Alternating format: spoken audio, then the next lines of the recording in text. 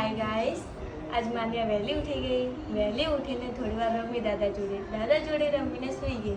ઊંઘીને પછી 11 વાગે ઉઠી। 11 વાગે ઉઠીને નવડાઈ ધોવડાઈને પાછી ઊંઘાડી દીધી। ઊંઘાડીને દાદી ગઈ હતી ફરવા, એટલાની બડી મમ્મી જોડે રમતી હતી। બડી મમ્મી જોડે રમીને પાછી ઊંઘી ગઈ। ઊંઘીને પછી દાદા દાદી આવ્યા।